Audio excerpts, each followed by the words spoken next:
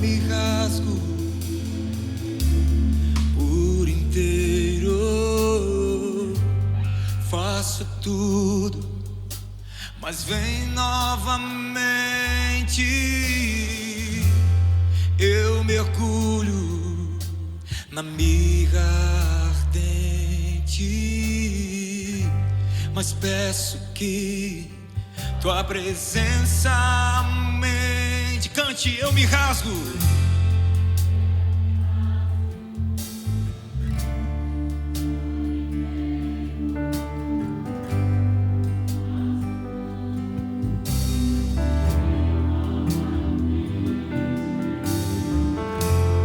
Eu mergulho na mirra ardente, mas peço que tua presença aumente. E se eu passo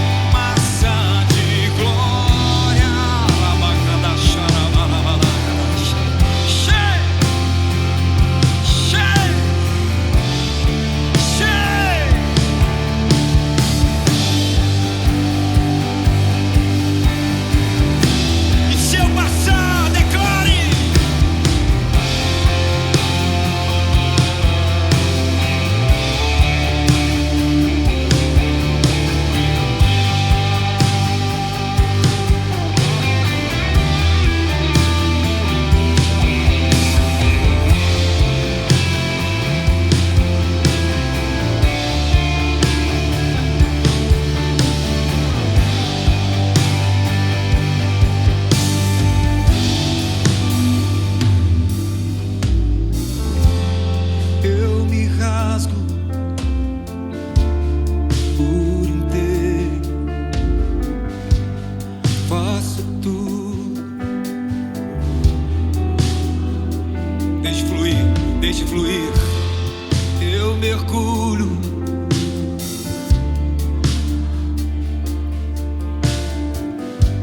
mas peço que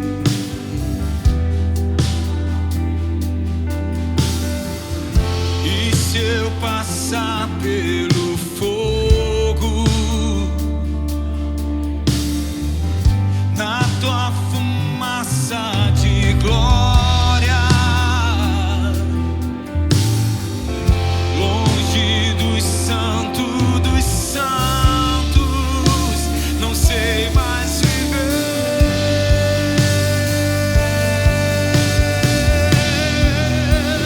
Quem já pisou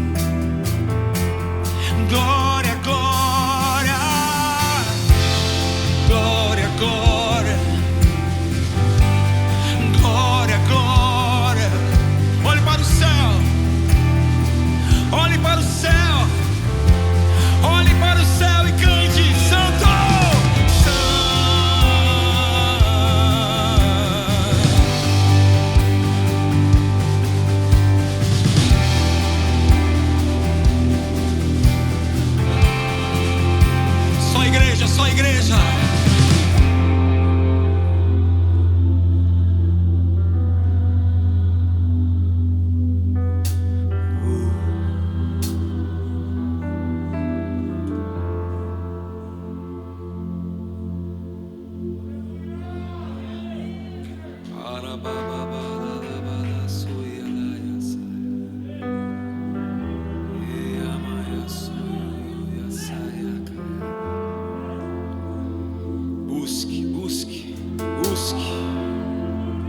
Vá além das canções, vá além da letra da música. Busque, buscar-me-eis e me encontrareis quando me buscares de todo o vosso coração. Busque. Erga seu corpo, erga sua voz. Levantai, ó portas, as vossas cabeças. Busque. Levantai, ó portais eternos. Entre na nuvem. Entre na nuvem. Entre nele.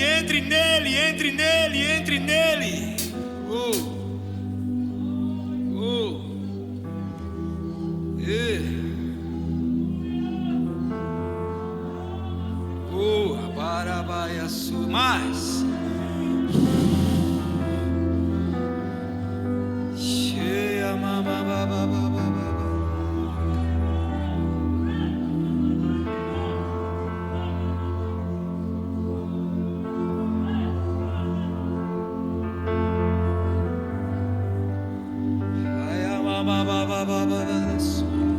Bem-vindos ao Ministério 100% Trigo. Você que está nos acompanhando em casa, que ainda não pode estar aqui presente conosco, que você seja abençoado aí na sua casa, que essa presença que está aqui nesse lugar, ela possa se manifestar concretamente, palpável aí dentro da sua casa, em nome de Jesus. Que o Espírito Santo possa alcançar o seu coração aí onde você está. Amém? Glória a Deus, a paz do Senhor, amada igreja. Que bênção poder estar aqui, não é verdade? Quem acha que é uma bênção poder estar aqui? Amém? Glória a Deus. Eu queria compartilhar algo, uma palavra, uma passagem que está lá no Evangelho de Mateus, capítulo 25, versículos do 1 ao 13. Amém? E a Bíblia diz o seguinte, a minha versão é a NVI. E diz o seguinte: o reino dos céus, versículos 1 ao 13. O reino dos céus, pois, será semelhante a 10 virgens que pegaram suas candeias e saíram para encontrar-se com o noivo. 5 delas eram insensatas, e 5 delas eram prudentes. As insensatas pegaram suas candeias, mas não levaram óleo consigo. As prudentes, porém, levaram óleo em suas vasilhas, juntamente com suas candeias. O noivo demorou a chegar, e todas ficaram com sono e adormeceram. Todas ficaram com sono e adormeceram. À meia-noite ouviu-se um grito: o noivo se aproxima, saiam para encontrá-lo. Então todas as virgens acordaram e prepararam suas candeias. As insensatas disseram às prudentes: dê-nos um pouco do seu óleo, pois as nossas candeias estão se apagando. Elas responderam: não, pois pode ser que não haja o suficiente para nós e para vocês. Vão comprar óleo para vocês. E saindo elas para comprar o óleo, chegou o noivo. As virgens que estavam preparadas entraram com ele para o banquete nupcial, e a porta foi fechada. Mais tarde vieram também as outras e disseram: Senhor, Senhor, abra a porta para nós. Mas ele respondeu: a verdade é que não as conheço. Portanto, e aqui ele conta a história até aqui, né? Respondeu: a verdade é que não as conheço. E agora ele dá um conselho: portanto, vigiem, porque vocês não sabem o dia nem a hora. E aqui são palavras de Jesus. Jesus, ele vem no capítulo 24 do livro do Evangelho de Mateus, falando sobre os sinais dos fins dos tempos. E ele começa o capítulo 25 com essa parábola, um alerta, um despertamento. Em Mateus 24, no versículo 6, ele vem falando antes do versículo 6 de epidemias, de terremotos, de rumores de guerra, de violência. Tem alguma coisa a ver com o que estamos vivendo hoje? Sim ou não? Amém? E ele vem falando de todos esses sinais. E ele chega no versículo 6 do capítulo 24 e diz assim: é necessário que todas essas coisas aconteçam. Por que é necessário? Exatamente para que aconteça isso aqui do capítulo 25. Vigiem, porque vocês não sabem o dia nem a hora. É necessário que essas coisas aconteçam para que haja um despertamento da igreja, da noiva, para que a noiva entre em alerta e passe a vigiar mais. E por que eu estou falando disso, irmãos? Porque diante de tudo que nós estamos vivendo nesses últimos meses, eu não consigo falar de outra coisa senão daquilo que está queimando no meu coração. E o que tem queimado no meu coração é que nós precisamos mais do que nunca estarmos preparados para a volta do noivo. Amém, irmãos? Se nós formos analisar todos os abalos globais que nós estamos vivenciando hoje, são proféticos. Se você ler o capítulo 24 do livro de Mateus, você vai ouvir cada um deles sendo citado como se fosse o jornal de hoje, as últimas notícias. E todos esses sinais proféticos, eles apontam exatamente para a volta de Cristo. Por isso, irmãos, é tempo da igreja se posicionar como noiva, sabe?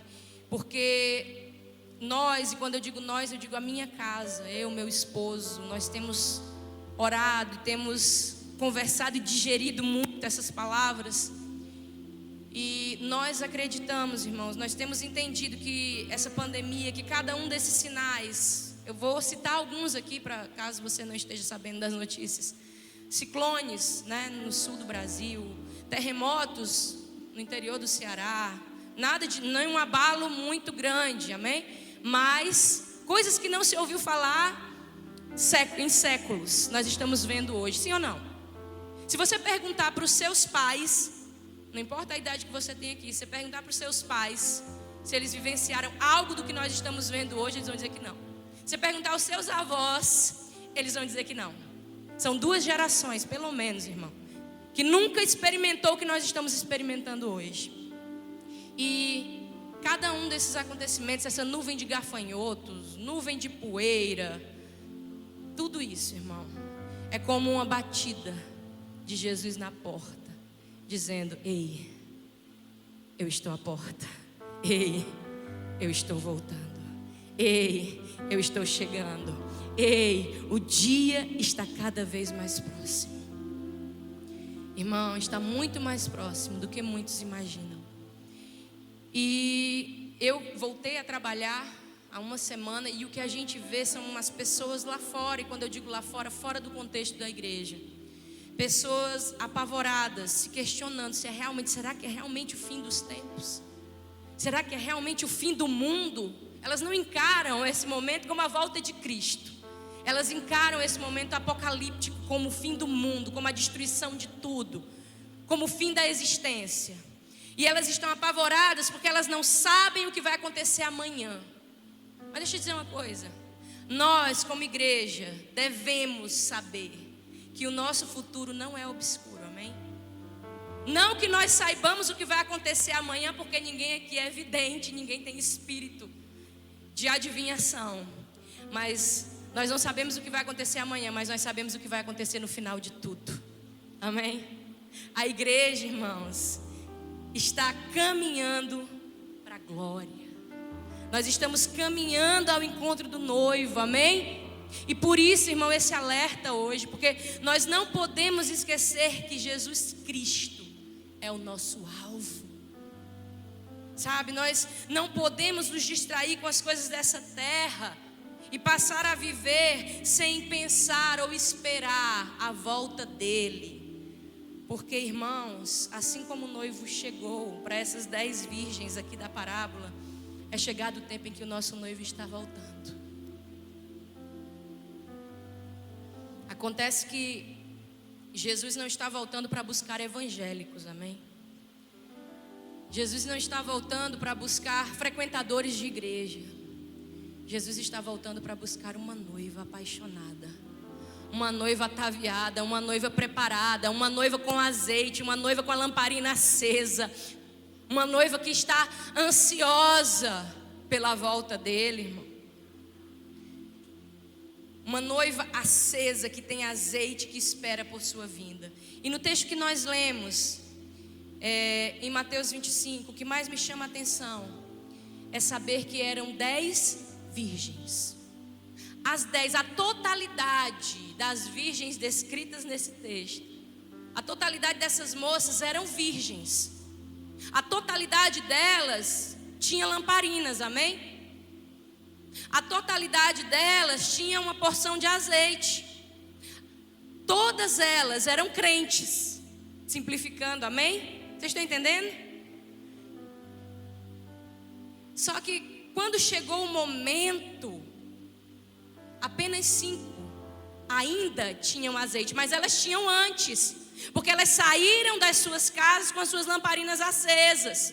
E chegou um momento que, por achar que o noivo estava demorando, elas dormiram, e quando acordaram o azeite tinha acabado. Acontece que 5 delas ainda tinham azeite.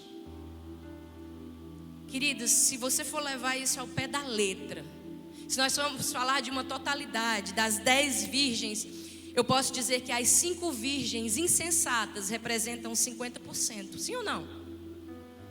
50% da igreja, 50% da igreja que tinha lamparina, mas não tinha mais azeite, 50% da igreja que vai ficar quando Jesus voltar.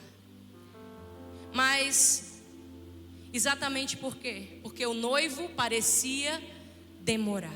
Há quantos anos nós estamos ouvindo falar que Jesus vai voltar? Quantas gerações já não têm escutado? Jesus está voltando. Você sabia que os apóstolos, Pedro, Paulo, João, todos eles morreram esperando que Jesus fosse voltar na geração deles. Então, desde a igreja primitiva que estão esperando e declarando a volta do Senhor. E por isso parecer fazer tanto tempo é que vem se perdendo a expectativa da sua volta. Irmão, porque essas virgens dormiram.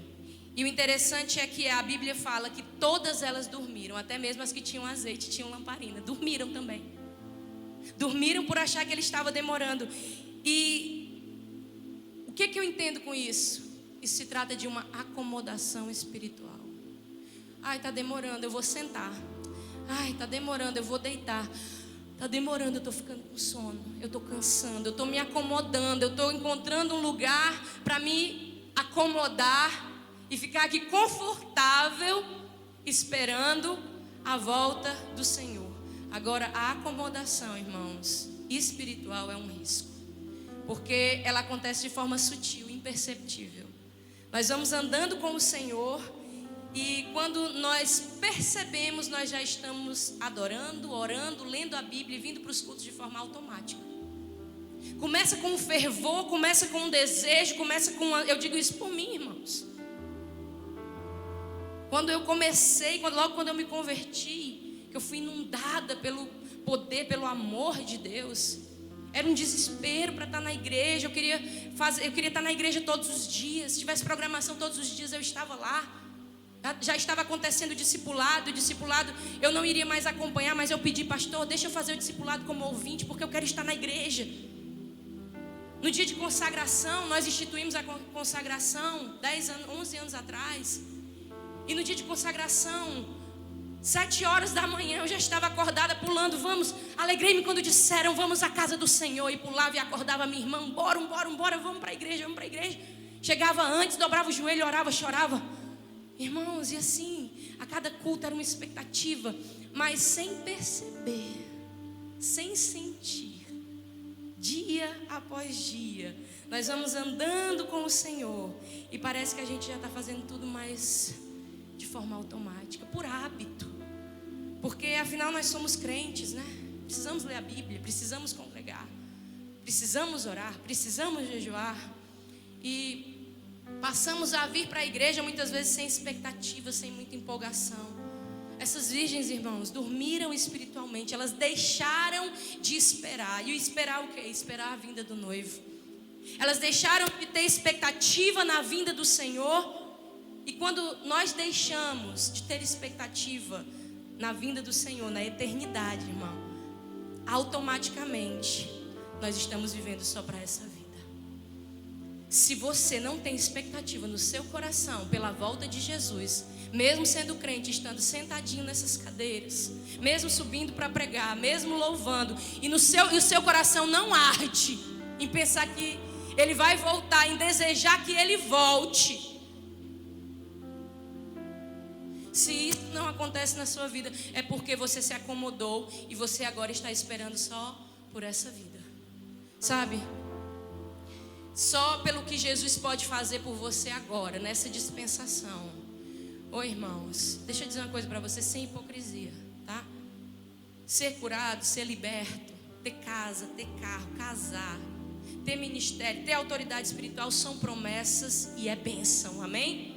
É uma bênção, é bom demais, irmão, desfrutar de tudo isso. Mas a maior alegria, a maior expectativa de todo cristão deve ser a certeza, a convicção de que ele vai morar nos céus, de que Jesus vai voltar para cumprir a promessa de buscar Ele, sabe? Ah, Jesus te curou da depressão, irmão? Glória a Deus, Ele me curou da depressão, amém? Te libertou das drogas, sei lá, restaurou teu casamento, promoveu uma cura física, libertou um familiar teu, prosperou você financeiramente, glória a Deus, é bênção. Mas Ele quer que nós celebremos muito mais o que Ele fez por nós na eternidade do que o que Ele faz por nós aqui na terra. Não foi isso que Ele falou para os discípulos lá em Lucas 10? Em Lucas 10, quando Jesus envia os 70 para pregar o evangelho, curar enfermos, expulsar demônios, a palavra diz que eles voltam alegres, saltitando e dizendo: Jesus, até os demônios se submeteram a nós pelo poder do teu nome. Aí Jesus olha para eles, e eu queria parafrasear o que está lá em Lucas 10, versículos 19 e 20. Jesus diz assim: é verdade, eu dei autoridade espiritual a vocês aqui na terra, mas não é por isso que eu quero que vocês se alegrem. Eu quero que vocês se alegrem, eu quero que vocês celebrem o fato do nome de vocês estar escrito no livro da vida. Eu não quero que vocês se alegrem e celebrem apenas o que eu faço por vocês aqui nesse tempo, aqui nesse corpo, aqui nessa terra. Eu quero que vocês se alegrem e celebrem o que já foi feito na eternidade, quando eu entreguei o meu corpo para ser partido em favor de vocês.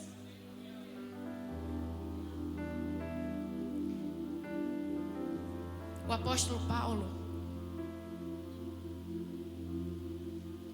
em 1 Coríntios, capítulo 15, versículo 19, ele diz o seguinte: se esperamos em Cristo, só nessa vida, somos os mais miseráveis de todos os homens. Irmãos, o que ele está dizendo aqui? Aquele que tem um encontro com Cristo, mas que vive a sua vida pautada em um evangelho, que só visa o que ele pode receber de Jesus nessa dispensação, nesse corpo, que só visa o que Jesus pode fazer por ele nessa esfera terrena, é mais miserável. Ele diz que é mais miserável de todos. Então é mais miserável do que aquele que nem sequer espera por Jesus para nada. Você sabia disso? Quem teve encontro com Cristo, quem conhece a verdade, quem sabe que Ele vai voltar, mas vive só esperando o que Ele vai fazer aqui, é mais miserável do que aqueles que não esperam, do que aqueles que não conhecem. Por quê, irmão? É mais miserável do que o ateu, é mais miserável do que o satanista. Porque tudo que você puder pensar sobre as coisas dessa terra, casa, carro, emprego, diploma, carreira, empresa, viagens, casamento, filhos, tudo isso, irmão, tem um monte de ateu que tem, sim ou não? Tem um monte de satanista que tem, sim ou não? Porque são coisas que você pode conquistar com Deus ou sem Deus. Agora, eternidade, Vida eterna é só para aqueles que conhecem. Porque lá em João 17,3 diz assim: a vida eterna é esta, que conheçam a Ti, o único Deus verdadeiro, e a Jesus Cristo, a quem Tu enviaste. Oh, irmão. Por isso, eu não estou te condenando, irmão. Se você tem algum anseio, eu também tenho anseios por coisas da terra ainda. Nós estamos no mundo, amém? Eu também tenho necessidades. Então, não tem problema você vir à igreja 5, 10, 20 vezes em busca de algo, para pedir alguma coisa, irmão, uma cura, uma libertação, a restauração de um casamento, sabe? Uma porta de emprego. Não tem problema você vir a Jesus e fazer um pedido, uma petição. Ei, Deus tem uma isca para cada um de nós. Você sabia que eu vim para Jesus? A minha isca foi uma depressão. Eu precisava de cura. E eu vim a Jesus como a última opção, irmão. Eu entrei pela porta da igreja da Aldeota, sede da Aldeota. Sempre que eu olho para aquela entrada, aquele corredor, quando eu estou em cima do altar, eu lembro de onde Ele me tirou. Porque eu lembro que eu entrei por aquela porta 11 anos atrás, e tudo que eu queria era que aquela dor que estava no meu peito desaparecesse. Eu não queria Jesus, eu não queria salvação, eu não queria eternidade, eu não queria nada disso, eu só queria cura. Era a única coisa que eu queria. Acontece que naquela noite de sábado, 25 de julho, está bem pertinho de completar 11 anos. Naquela noite de sábado, 25 de julho de 2009, quando eu entrei naquele lugar, eu entrei morta em meus delitos e pecados, mas eu saí de lá ressurreta pelo poder de Deus e habitada pelo Espírito Santo. E isso mudou completamente as minhas expectativas, as minhas motivações e as minhas prioridades. Mudou completamente o rumo da minha vida, irmãos. Porque eu tive um encontro, eu conheci o Deus vivo e verdadeiro, o Deus da eternidade. E eu entendi que Ele era muito melhor do que qualquer coisa que Ele pudesse me oferecer ou me dar nessa vida. Eu entendi, irmãos, que Ele é muito melhor.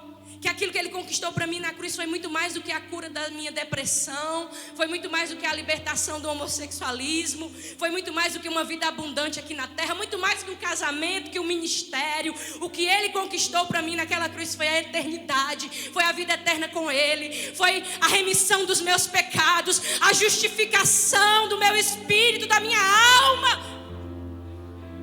Oh, irmão. E entender isso me fez compreender que, ainda que eu não conquiste tudo que humanamente falando eu desejo aqui nessa terra, ainda que algumas coisas e muitas coisas não acontecem do jeito que eu quero ou que eu planejo, ainda que eu continue passando por algumas aflições nessa vida, não é de se comparar com aquilo que está preparado. A eternidade, irmão, ninguém nos rouba. Oh.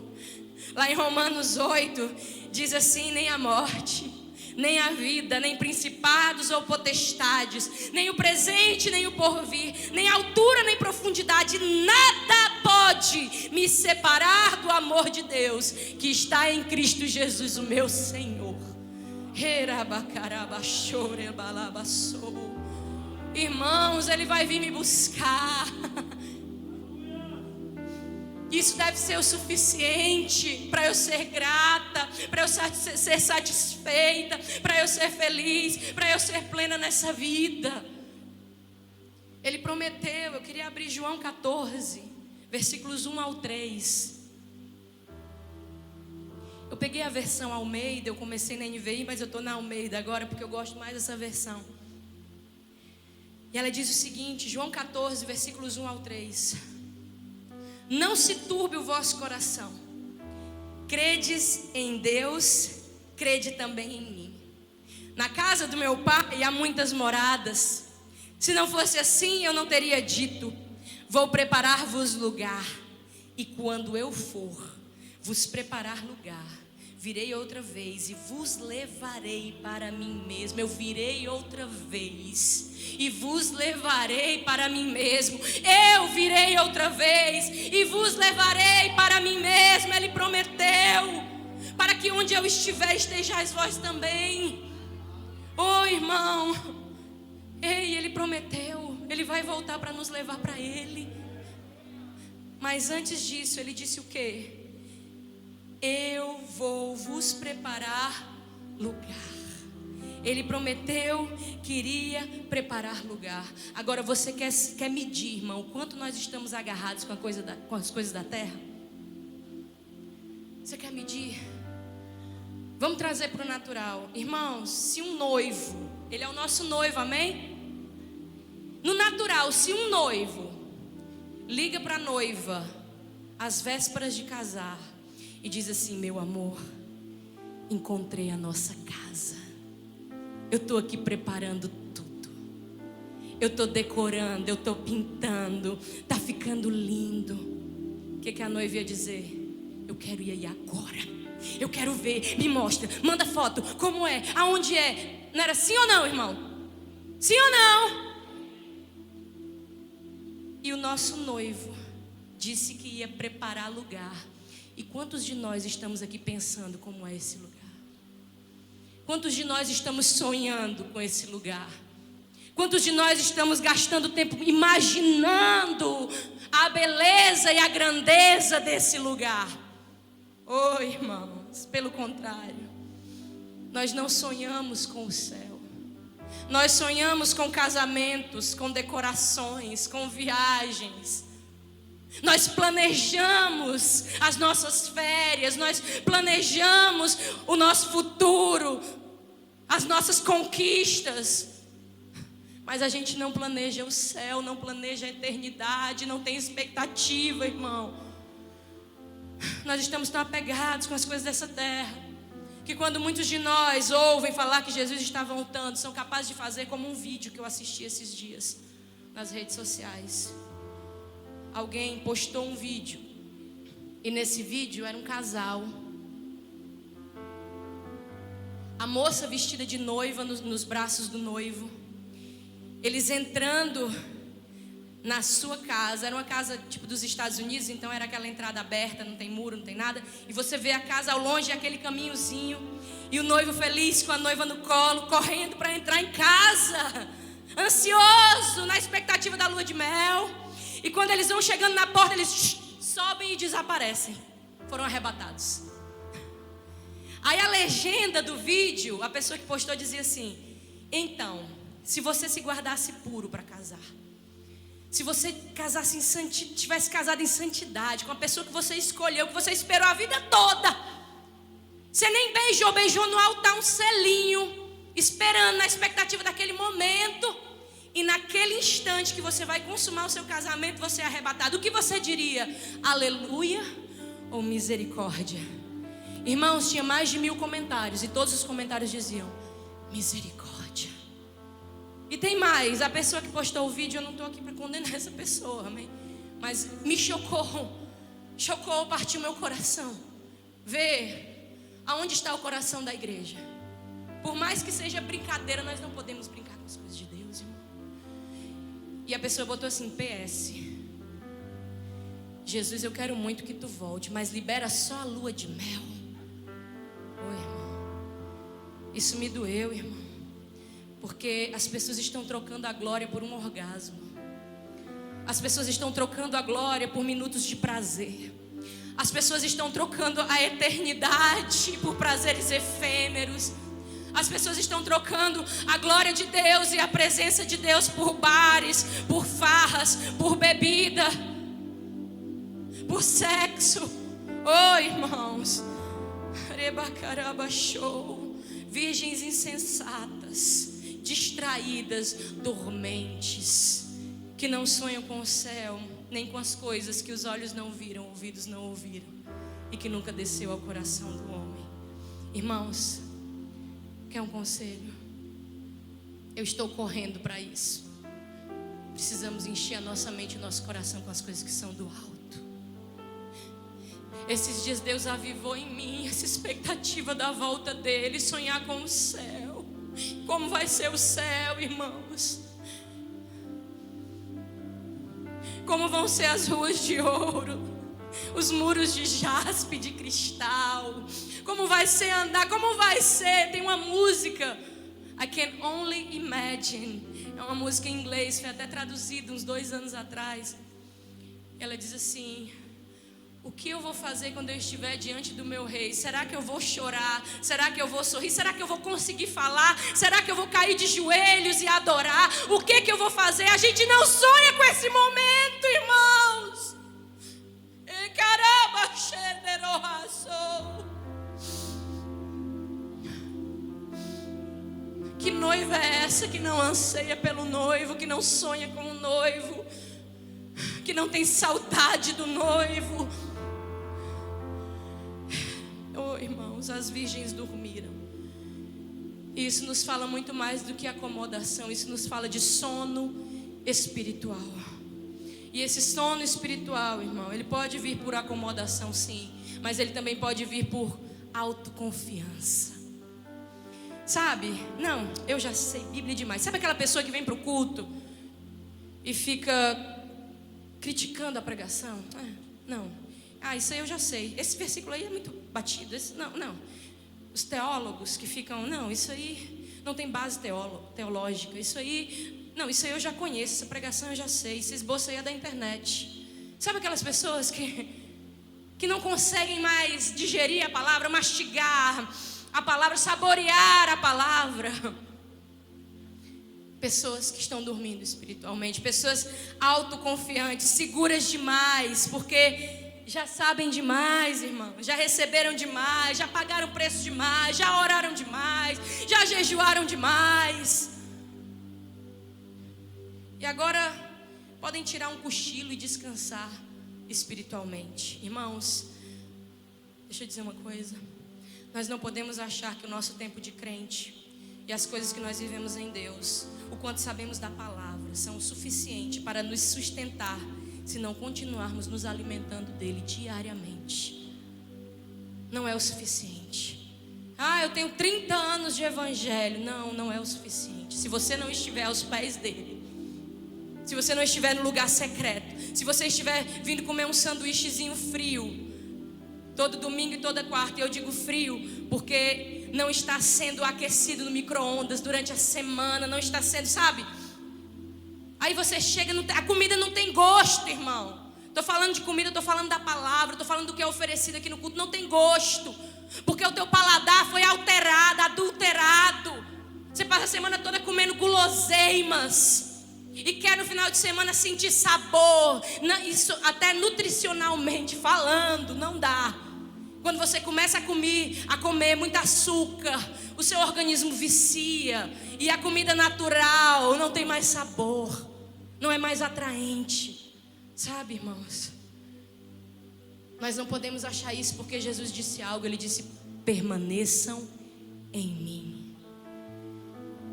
Quer um exemplo desse sono espiritual? Nós podemos observar isso na vida de Pedro. Lá em Lucas 22, na narrativa da última ceia do Senhor. Eu vou apenas citar para a gente ganhar tempo. Tem um cronômetro aqui marcando 16 minutos.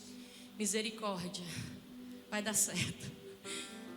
Então, lá em Lucas 22, Jesus estava reunido com os seus discípulos. E depois da ceia, Jesus olha para Pedro. Pedro se vangloriando, porque a Bíblia diz que eles estavam discutindo quem era o maior no reino, naquele instante, depois da ceia. Depois de Jesus pregar para eles sobre humildade, lavando os pés deles, sendo o Senhor, se fez servo. Eles saem daquela situação e vão discutir entre eles quem é o maior. E acho que Jesus vê Pedro se vangloriando: porque eu andei sobre as águas, eu tive a revelação do Cristo, o Filho do Deus vivo, eu peguei, a pesca milagrosa foi comigo, foi no meu barco, eu tirei moeda da boca do peixe. E vocês? O que vocês fizeram aí de sobrenatural? Eu acho que Jesus vê Pedro se ensoberbecendo espiritualmente, olha para ele e diz assim: Pedro, você não sabe de nada, cara, baixa a bola. Satanás pediu para se andar com vocês. E sabe por que ele não vai matar vocês? Porque eu intercedi por você para que a tua fé não desfaleça. Aí Pedro olha para ele e diz: Jesus, ainda que todos te abandonem, Jesus, eu nunca te deixarei. Estou pronto para ir contigo até a prisão e até a morte. E eu te pergunto, ele foi? Foi, irmão? Não. Apenas alguns passos depois, ainda no mesmo capítulo, ele está dormindo lá no Getsemane, enquanto Jesus agoniza. Jesus pega os 3 discípulos mais íntimos, Pedro, Tiago e João, leva até o Getsemane e diz assim: fiquem aí, orem comigo, porque a minha alma está angustiada até a morte. Ele dá alguns passos, se ajoelha e ora. Quando ele volta, Pedro está dormindo, os discípulos estão dormindo, irmão, dormindo espiritualmente. Agora eu te pergunto, Pedro mentiu quando ele disse que ia com o Senhor até a morte? Não, ele não mentiu. Para ele tinha confiança, ele tinha convicção de que ele iria. Acontece que a Bíblia diz que não tem coisa mais enganosa e mais perversa que o nosso coração. O nosso coração é enganoso, irmãos. Às vezes a gente acha que está tudo bem, espiritualmente está tudo bem, está tudo a mil maravilha, e não está. Nós estamos nos auto-enganando.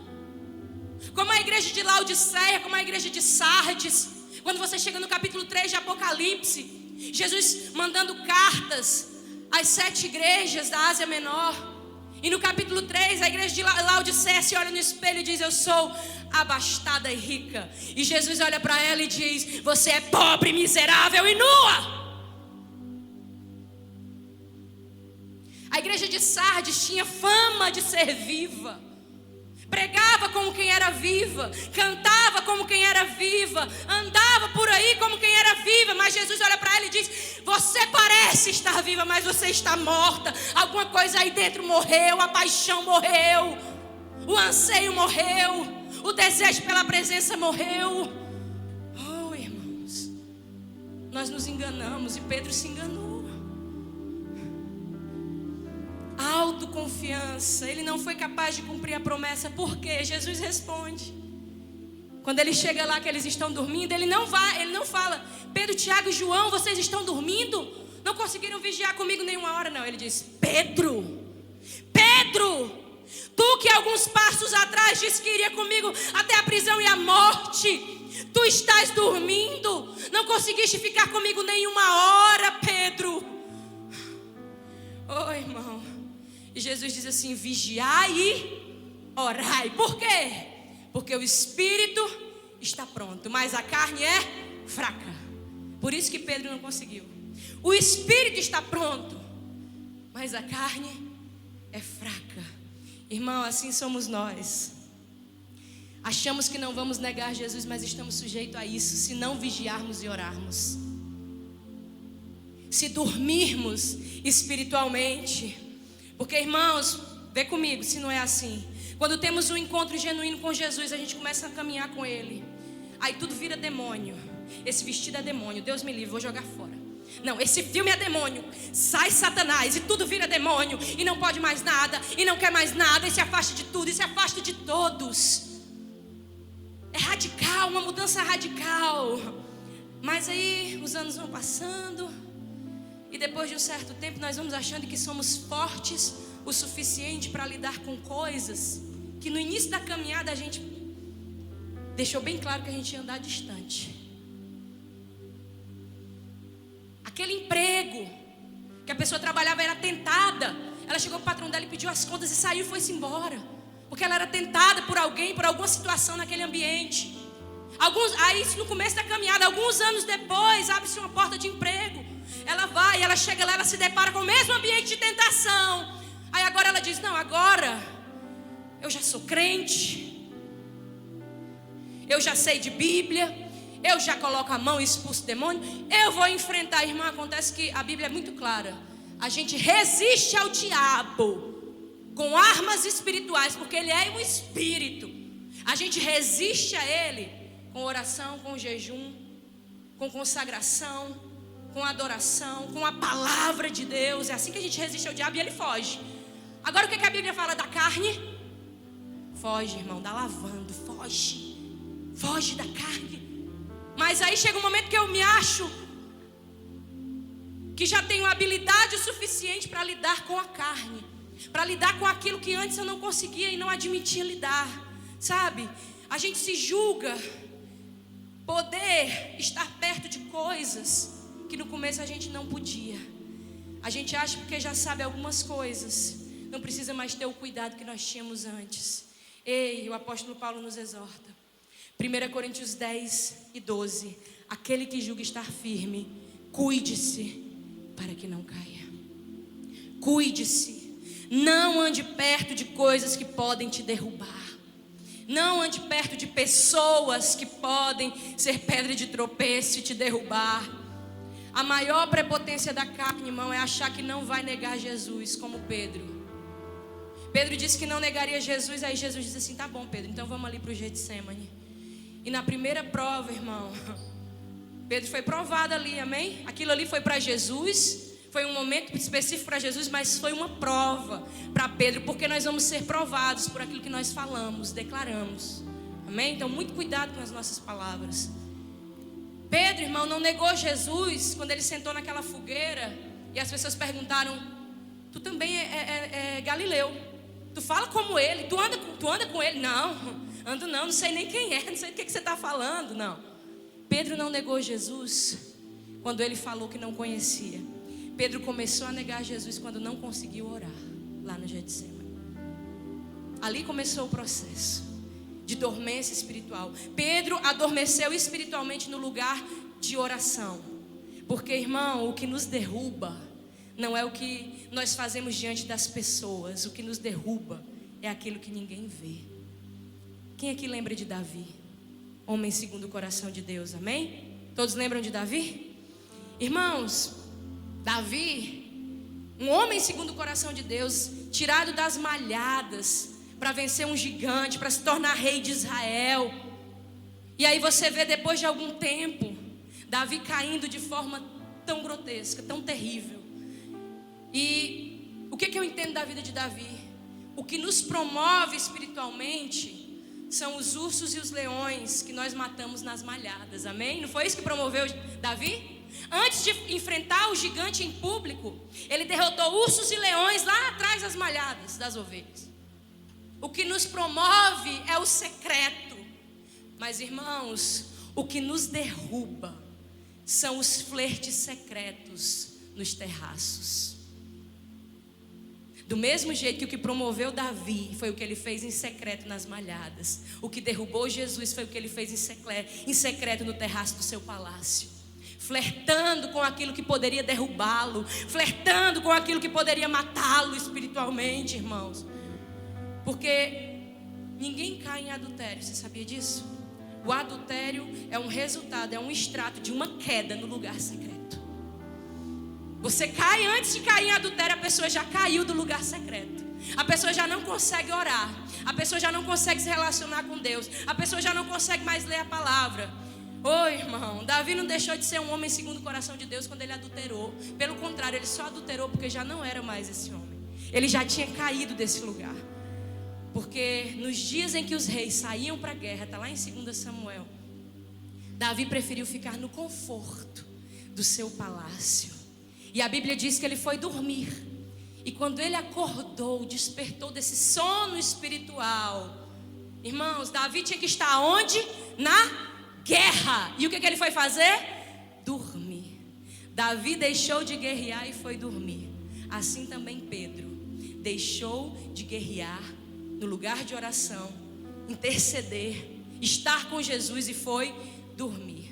O que derrubou Davi, o que derrubou Pedro e tantos outros homens de Deus foi o fato de estarem dormindo quando deveriam estar guerreando, irmãos. Autoconfiança, porque o lugar de oração é um campo de batalha. Por isso lá no Getsemane, Jesus se dirige diretamente a Pedro e ele diz assim: você não conseguiu orar nem uma hora comigo, irmão? Você não tem conseguido orar nem uma hora com Jesus? Você não tem conseguido ficar com Ele nem uma hora? As responsabilidades do teu dia a dia, a tua rotina, o teu trabalho, as conquistas, sabe, tem te roubado as bênçãos que Ele te deu. Tem roubado, tem sugado o teu tempo. E eu não falo nem tanto de tempo. A gente fala que tu não conseguiu ficar uma hora. Eu sei, irmão, não consigo ficar uma hora não. Porque eu sou casada, tenho 2 filhos. uma pequena ainda de 3 anos, trabalho 8 horas por dia, tenho um ministério, eu não consigo ficar 1 hora, mas Deus sabe do anseio do meu coração por ficar com Ele. Então, o que Jesus quer de nós muitas vezes não é o tempo, o que Ele quer de nós é o anseio do nosso coração.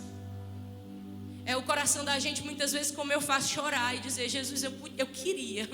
Porque quando eu pego o violão, irmão, que eu penso em adorar, a menina chora. Quando eu pego, eu não sou levita não, mas eu gosto de dedilhar umas 4 notas no violão. E quando eu pego ali, que é o momento que eu tenho prazer de adorar a Deus, e eu vou, a menina chora, aí eu tenho que ir lá atender, aí alguma coisa acontece. E todos nós sabemos o que é isso. Muitas vezes a gente não consegue, mas o nosso coração deseja. É esse fogo, é essa chama, irmão, que não pode apagar de nós, irmãos. Sabe, nós não podemos dormir espiritualmente. Como eu disse, o lugar de oração é um campo de batalha, onde nós vencemos ou perdemos as guerras que muitas vezes nem se materializaram ainda no mundo real. Estão só aqui nas regiões celestiais.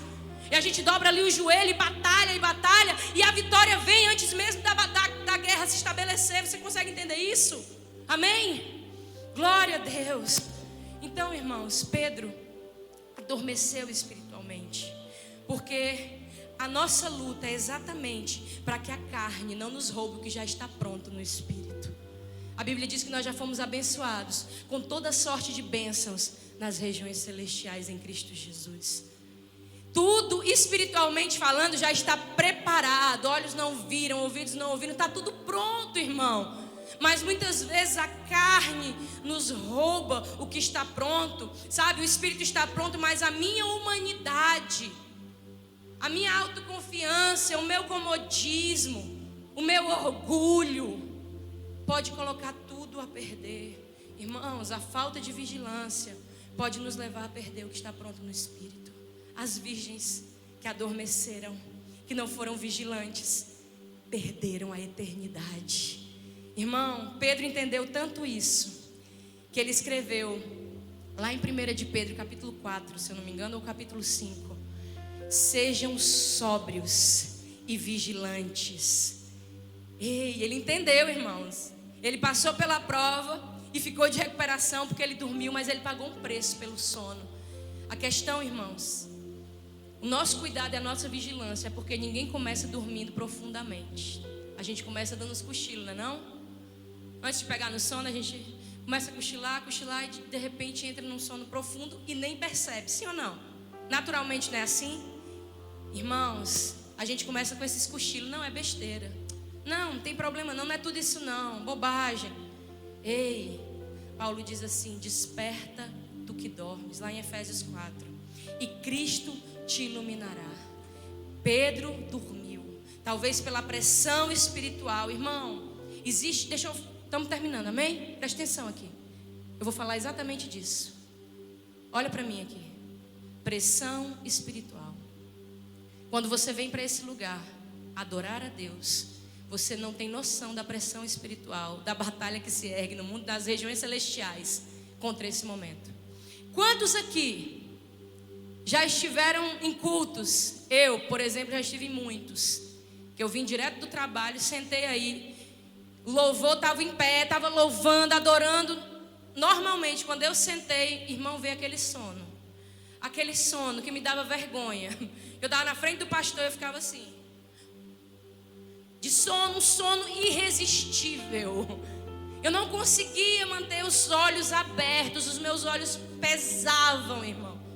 Quantos aqui já começaram a ler a Bíblia e vem do nada, irmão, você estava ali fazendo tudo normal, você sentou para ler a Bíblia, vem um sono, aí você deixa a Bíblia de lado, pega o celular, passa 3 horas no Instagram e nem percebe. É só comigo? É só comigo que acontece isso, irmão? Então estou muito fraca. Pressão espiritual, irmão. Por quê? Porque a carne é fraca para estar com Deus. A carne é fraca para aprender de Deus. A carne é fraca para orar, para jejuar, mas ela é forte para atender os apetites dela. A carne é fraca para explodir, mas ela é forte para pedir perdão. Sim ou não? Irmãos, para as coisas do Espírito, nós precisamos estar acesos, sabe? Porque a nossa carne muitas vezes está vencendo a batalha, porque nós estamos deixando a chama do Espírito apagar. Por isso, o meu conselho nessa noite, irmãos, para nós orarmos, é tempo de fazermos uma faxina nas nossas vidas, amém? Entender que Ele está voltando. Talvez aí dentro tenha coisas que foram entrando devagarzinho, sabe? Coisas aparentemente insignificantes, bobas. Eu quero dar esse testemunho aqui, ou testemunho, não sei. Porque para mim foram quase 4 meses de quarentena. Dentro de casa, com 2 crianças, sem funcionária, correndo de um lado para o outro. Cansaço, né? Toda a fadiga do dia a dia, coisas que você não estava acostumado a fazer. Fora a pressão espiritual, a pressão emocional que a gente passou durante esses meses, de não saber como é que estava realmente a situação, o que estava acontecendo, enfim. E dentro de todo esse contexto, eu ainda encontrava tempo, irmão, encontrei tempo para descobrir um joguinho no celular. Um joguinho de decoração, irmão. E aí, parece uma coisinha banal. Aí você começa a decorar a casa. Aí ele te diz que você não tem mais dinheiro para comprar os móveis. Aí você tem que jogar um joguinho que vai pontuando para poder ganhar dinheiro, para poder comprar os móveis. Dinheiro virtual, tá? Tudo no joguinho lá. Irmão, parece besteira, mas deixa eu dizer uma coisa. Subir no altar, pegar o microfone e pregar, não é tão difícil. Por quê? Porque o Espírito está pronto. Mas saber qual é a hora de parar de jogar um joguinho no celular, saber decidir a hora de não olhar mais as redes sociais, decidir a hora de parar tudo e ler a Bíblia e orar no seu secreto, na sua casa, é difícil, irmão, porque a carne é fraca e ela tem apetites pelas coisas da terra, pelas coisas vãs, pelas coisas fúteis. E todos nós estamos sujeitos a essa carne, a essa natureza caída. Ela está aqui, diariamente. Oi, irmãos, tem coisas que não são pecado. Esse joguinho, eu tenho certeza que ele não era pecado, até ele roubar o meu tempo com Deus. E eu olhar para ele e dizer: sai, Satanás. Esse joguinho veio direto do inferno para roubar o resto do tempo que eu não tenho. E eu ainda consigo parar, me esconder no banheiro dos meninos para ficar lá jogando, decorando casa. Está repreendido, irmão. Não foi para isso que ele me chamou. Oh, irmãos, sabe, tem coisas que não são pecado, mas são embaraços. O escritor aos Hebreus, ele diz que nós devemos deixar todo o pecado e embaraço e começar a correr, irmãos.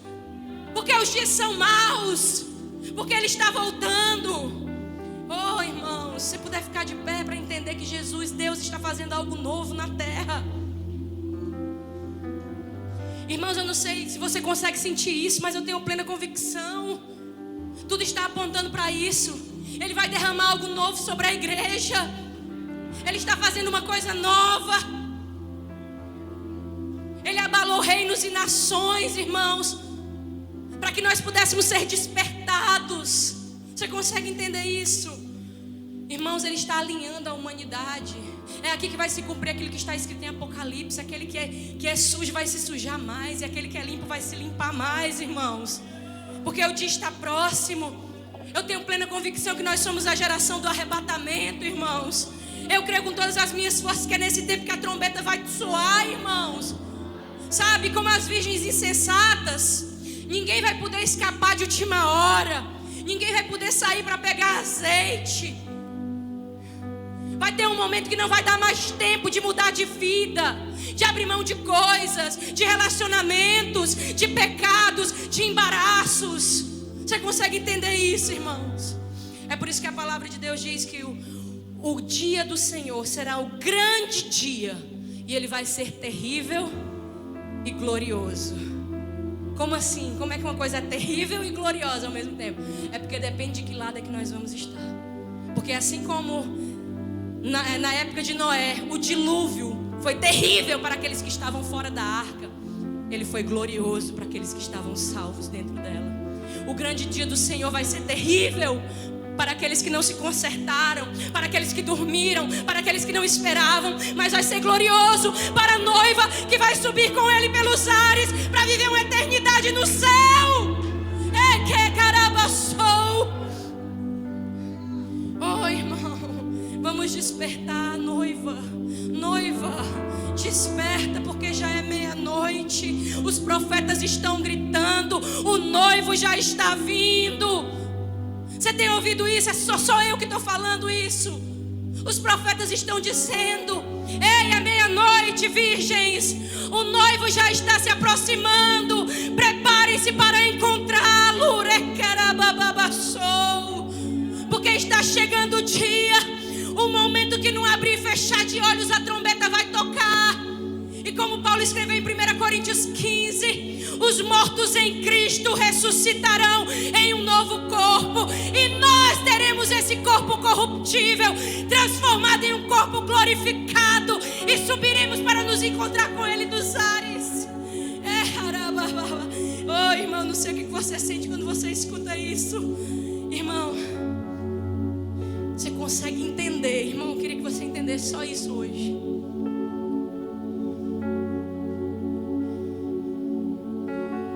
Esse dia que Jesus vai voltar, nós não sabemos. Ele diz lá em Mateus 24 que nem o filho sabe, só o pai. Ninguém sabe o dia. Mas esse dia, irmão, vai ser o último dia da igreja na terra. Irmão, você consegue pensar que vai existir um último culto, que vai parecer um culto normal, mas vai ser o último culto, a última adoração que você vai render a Ele nesse corpo, a última pregação, a última oportunidade de se reconciliar, de se consertar, a última pessoa que vai vir aqui à frente e aceitar Jesus. Você consegue entender isso, irmão? Que a gente não sabe que dia vai ser esse. A gente não sabe quando vai ser a nossa última oportunidade, porque talvez Ele não volte para nós, mas talvez nós voltemos para Ele antes. Você não tem o controle da sua vida, eu não tenho o controle da minha. Oh, irmão, mas vai chegar o dia das bodas do Cordeiro, quando Jesus, como anfitrião, nos receberá para o grande banquete celestial. E nesse dia, nós, a noiva, nós seremos transportados para um lugar onde não há dor, não há tristeza, não há enfermidade, não há dívidas, não há preocupações, não há medo, não tem frio, não tem calor, irmão. Rebaracaçou. Essa é a esperança que deve arder nos nossos corações todos os dias. Irmãos, vamos juntos consertar as nossas vidas, consagrar as nossas vidas, nos encher de azeite e esperar por Ele. Enche a sua lamparina, amém? Deixa Ele encher a sua lamparina agora. Fecha os teus olhos, irmão. Você consegue declarar algum louvor, alguma adoração a Ele? Minhas lamparinas estão acesas. Nós estamos te esperando, Jesus. Nos constrange, nos convence hoje. Esperando o barulho dos teus passos em direção à porta. Você consegue imaginar isso? Consegue imaginar Ele vindo em direção à porta? É só bater que eu Você consegue imaginar Ele chegando, irmãos? pra Jesus entrar. Abra a porta do seu coração essa É noite. só bater que eu vou abrir pra Jesus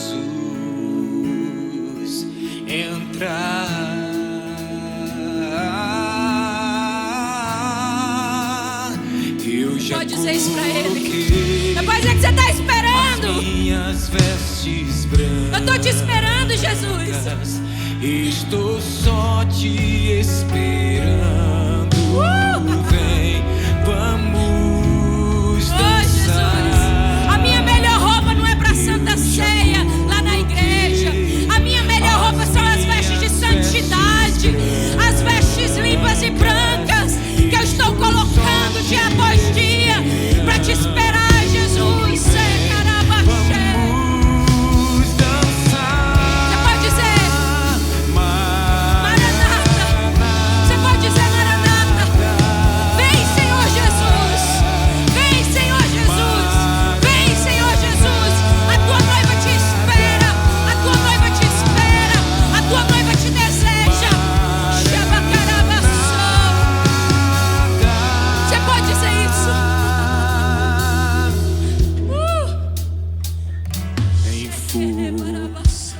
meus olhos eu não imaginava que era lindo assim.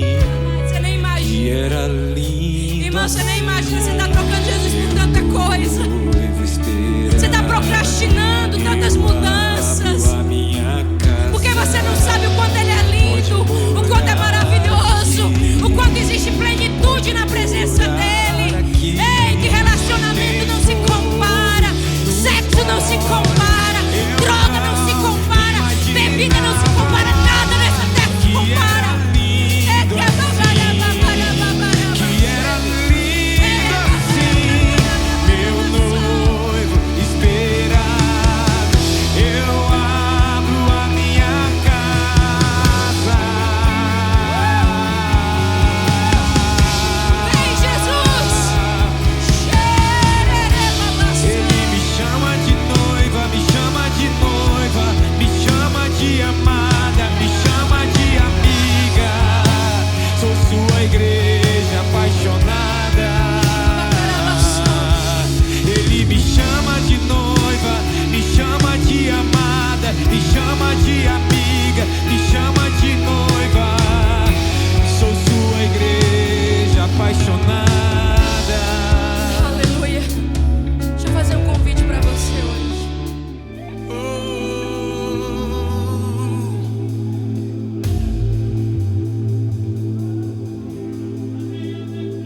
Eu navegarei no oceano do Espírito e ali adorarei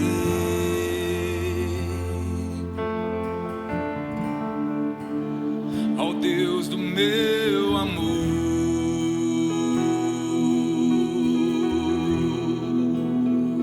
Eu adorarei. Cante, igreja, declare.